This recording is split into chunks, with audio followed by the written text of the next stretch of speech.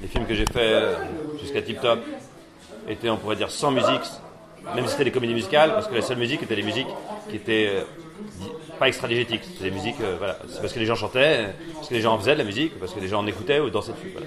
Donc en gros, je pourrais dire que c'est qu'avec Madame Hyde, pour la première fois, qu'il y a la musique de cinéma au sens traditionnel, du score, de la BO qui accompagne des scènes où il n'est pas question de musique ni de danse. Et c'était tout nouveau pour moi, même si je travaille toujours avec la même personne, que ce soit à l'image, au son, au scénario et en musique, parce que Benjamin Ezrafo avait déjà participé à La France et à tous mes films, plus ou moins. Parce que pour L'Amitié, il était l'assistant réalisateur, pour Mode, il était assistant réalisateur et acteur. Pour La France, il était acteur, co-compositeur avec Mehdi Zanad.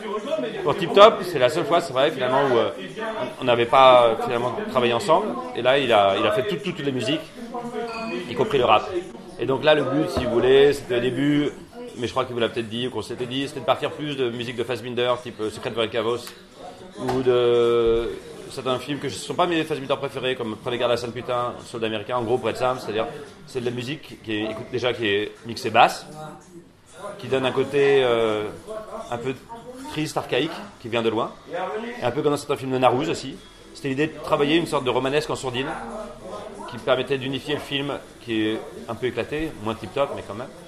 Et puis au fil du montage, essentiellement, on a utilisé finalement peut-être moins de musique que ce que j'avais prévu au début, et on l'a concentré essentiellement dans la dernière bobine. C'est là que, alors que le film devient plus noir, plus triste, que la musique accompagne, j'espère, et pour moi, oui, le lyrisme lié à ce désarroi.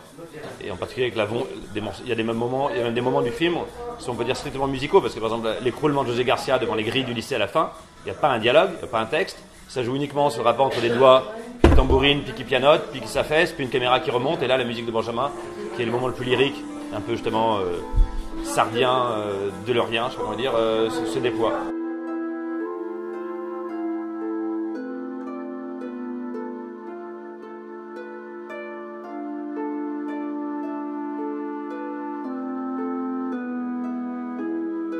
Ce qui fait qu'à la fin, beaucoup de gens me disent qu'ils sont émus. Et j'espère le film, bien sûr. La dernière scène d'Isabelle Huppert, la dernière scène d'Ada Selani qui joue Malik. Et c'est aussi, je pense, cette musique qui est un peu lancinante, qui a ce côté romanesque triste, très simple, quoi, on va dire, très repérable, et qui ne cherche pas à être une sorte de musique comment dire, semi-expérimentale pour faire moderne, ou super électro, ou qui utiliserait, je sais pas comment dire, toutes les dernières tendances, aussi bien instrumentales que techniques, des toutes dernières BO. Je sais pas, il y a une sorte de côté finalement assez classique dans la BO, qui je trouve aide le film, qui disons, ne souffre pas de trop de classicisme, donc ça ne peut pas lui faire de mal. Donc il y avait des morceaux qui étaient en amont, tout ce que est censé jouer José Garcia au synthé.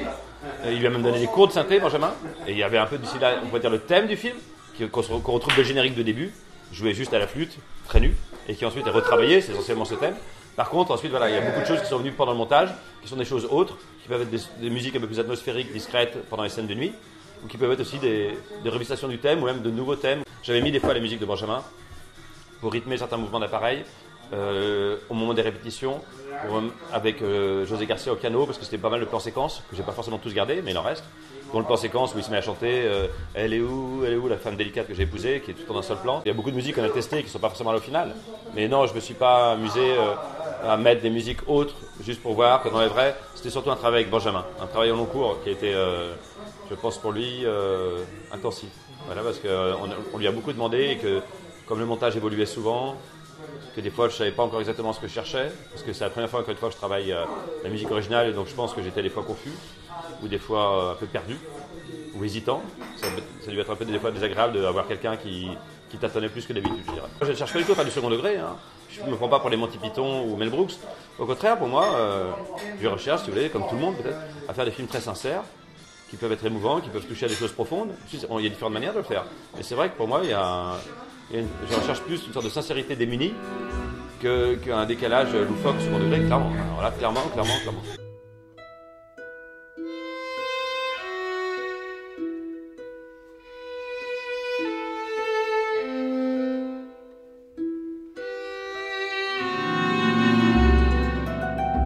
Musique très lyrique, très romanesque, assez classique d'ailleurs de cette manière. La seule référence que je lui ai donnée, c'était encore une fois les BO de Fassbinder, et Pierre Rabin en particulier, et on a écouté ensemble la CD qu'il a, et voilà, on parlait ensemble des morceaux. Voilà. Quand on fait un film en banlieue, la question du rap est importante. Le rap qu'on a fait avec Benjamin, il dérive vers la pop, à cause des chœurs et des voix de tête. Donc ça, on connaît, moi et Benjamin bien, on l'a fait beaucoup avec la France, mais en même temps, c'est eux qui ont écrit les paroles du rap, à partir de simplement d'un schéma que je leur ai donné, même si j'ai écrit quelques paroles. Et donc, il y a tout un travail collectif, et en plus, comme tout est fait en son direct, au niveau des voix, il y a une vérité de l'instant, pareil, qui n'est pas triché, c'est comme le premier degré pour moi, le son direct. C'est le fait qu'on garde la fragilité, on garde l'énergie, et on garde cette espèce je pourrais pas dire mieux, de vérité de l'instant. Moi, j'essaie de faire en sorte que le film et son autonomie ne soient pas écrasés par la musique, si vous voulez, que ça soit pas...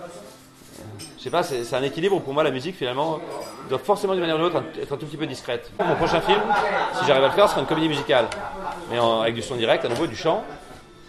Et donc là on verra, ça sera une tentative de revenir à la France, mais de manière encore plus sophistiquée, où ça serait pas juste quelques pauses, en gros 4 pauses chantées dans un film de guerre, ça serait dans le récit même qu'il y aurait du chant, comme dans une vraie comédie musicale, si vous voulez, où on pourrait être tous les deux en train de parler, et d'un coup, alors que je suis ici, je ne sors pas d'instrument, je me mets à chanter au lieu de parler.